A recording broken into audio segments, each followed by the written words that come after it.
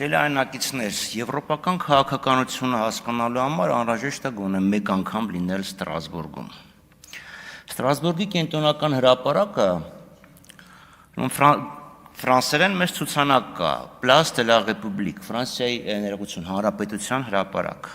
Եվ մի քիչ ավելի փոքր տառատեսակով, ֆոնտով Kaiserplatz, կայսերական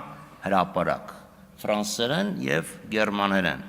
Եվ ընդհանրապես Ստրասբուրգում երբ զբոսնում ես, էքսկուրսիաների ես գնում, դες ասում են, սա հանրապետական շրջանի պատմական հուշարձանը, սա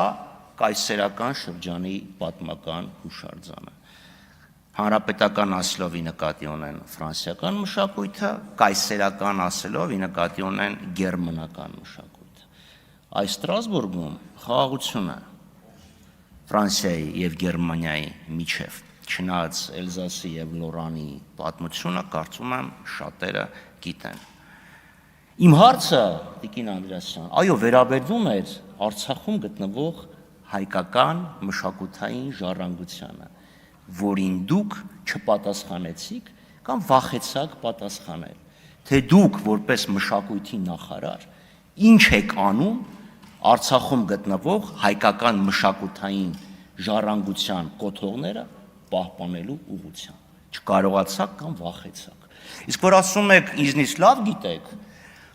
կարծեմ ընդունում եք, որ դուք այս պաշտոնի համար պիտանի չեք, որովհետև այս բնակավարում հուշարձանների պահպանության իմ գիտելիքները միջին վիճակագրական հաստանցու մակարդակի են։ Հիմա ինչ ընդունում եք, որ ձերն ավելի ցածր են։ Մտքերի փոխանակությունը ավարտվեց, եզրափակիչ ելույթի կարիք տեսնում են զեկուցողները, պարոն Գաբրելյան, համեցիկին նախարար։